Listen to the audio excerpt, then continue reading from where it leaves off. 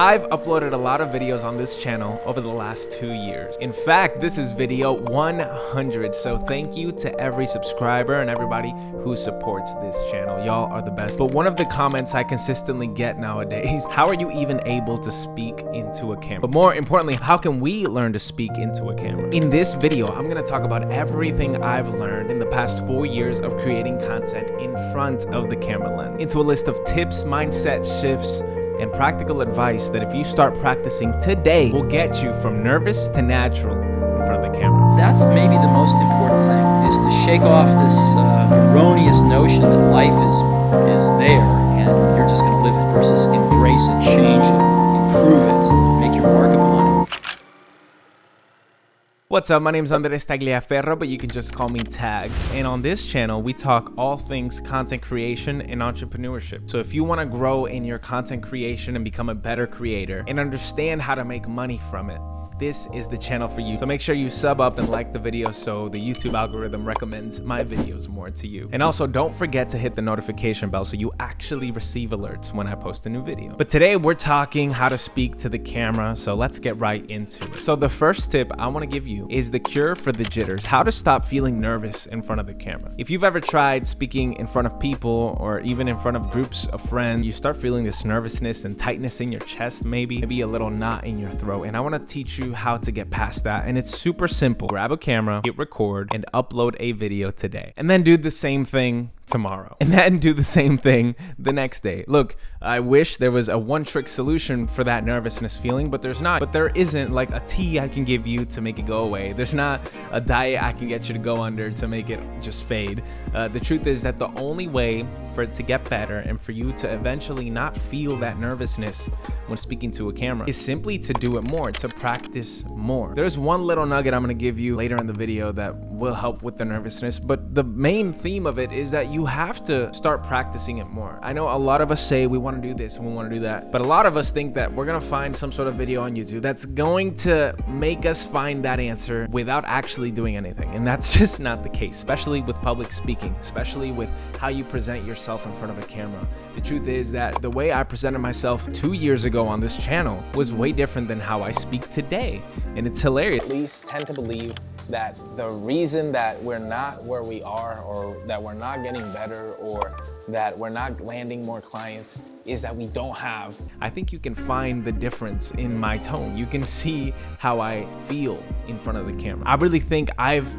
cured that nervousness, and the only way I've been able to do it is by practicing, is by recording and clicking upload. And so I want to encourage you, the first tip, short and sweet, I want to encourage you to actually record something today. When you're done watching this video, take all of these things I'm giving you and actually record something. Don't just sit on it. Don't just ponder whether or not you should start the channel about this or that.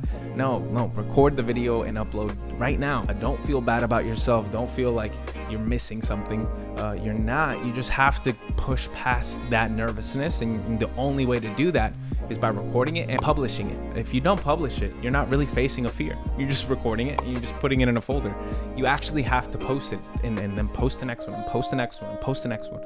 And that's how you're gonna get through that nervousness. Because the reality is you're gonna start seeing comments. People are gonna start saying, hey, I love this video. And then that's gonna give you confidence. And eventually that confidence is gonna replace that nervousness, and you're gonna be a rock star. So start recording and start hitting publish. Tip number 2 I'm gonna give you is not the sexiest, okay, but it can be if you can find a way to like it, and that's to read more books. Reading and expanding your vocabulary, like the words that you understand and use, is gonna be the biggest tool to speaking to any capacity. One of the biggest shifts in my content over the last 2 years when I first uploaded a video is that I have read a lot more books, made reading a big habit of mine in the last 2 years, and I actually made a video about that if you want to click on that. But reading actually impacts how you speak. It's not just like you're reading and then that's it. Being able to read faster, being able to understand more words is going to translate into being able to speak better and speak smoother. But having a wide range of books that you've read, and inserting that into your daily rhythm of things that you do to, develop as a person is going to develop the way you speak, and it's going to make you a better speaker. You'll enunciate words better. You will understand tone a little better. It's just how it works. And there's actually a bunch of studies that prove exactly what I'm saying that are going to be appearing on the screen, screenshots of it as I talk about it.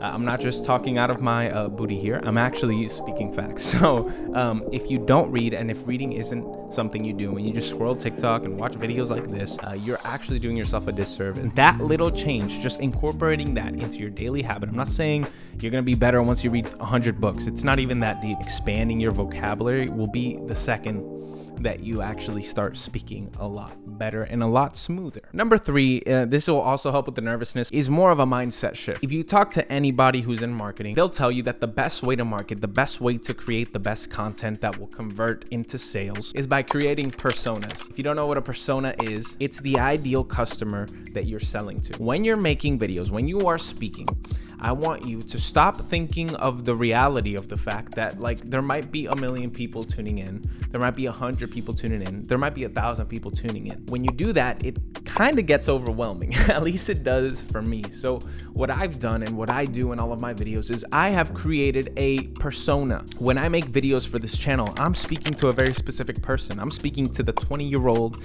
who's a sophomore in college who doesn't really know what they want to do with their lives, but all they know is they have a burning passion for content creation.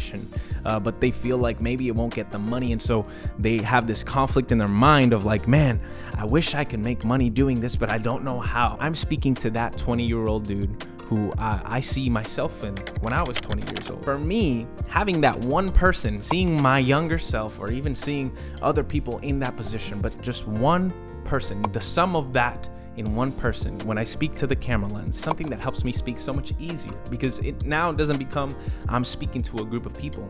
I'm having a conversation. I'm having a conversation with one person. I'm having a conversation with me from 5 years ago when I was 20 and lost and not knowing what to do. Doing that, making that mindset shift from speaking to the hundreds of people that are your subscribers, thousands, whatever your size is, just one is gonna change drastically how you look on camera. I really think that those comments that I get of just the way you engage, it's because this is how I talk in person. Yes, it's a little more expressive. No, not even. This is really how I be talking in real life. You can ask my wife. You can ask the people in my life. I am this animated in real life, and I feel like that's the only reason it comes across that way, is because I actually feel like I'm talking to one person, to Jimmy or to Bob or to Dylan, that 20-year-old who's stuck. So whatever it is that you're making videos about, whoever you're speaking to, create a person out of it. It's called a persona. And that is who you want to speak to. And making that mindset shift is going to change the way that you record videos forever. Okay, point number 4 seems like it's kind of a no-brainer, but it's really not. And it's to prepare better, aka write your videos out. Something I've learned from uploading videos to YouTube is that there's videos where I've tried to just flick on the camera, hit record with the general idea, just try to get a point across. And I've realized that when I do that is when I sound the worst as a speaker. The thoughts, you can tell that the cuts are necessary. You can tell that I'm gluing together the story in post-production, as opposed to a video like this where I've written most of it out and I can just speak from one solid stream of consciousness. I have a whole all you can see is that. If you look right there, you see I have a whole list of all the things I'm talking about. Not only is there a list, but I've actually scripted out the whole intro, and I've repeated it a couple times before talking about it on the camera. The fact of the matter is that if you are just trying to freestyle a video, it's not going to come out the same as if you actually prepare and write out the video. Similar to rap or music, if you get somebody to just go in the booth and spit over a beat, they're not gonna rap the same way as if it was written. Just ask Drake. But I've actually created this structure for my videos that I'll show you on the screen right now if you want to screenshot it.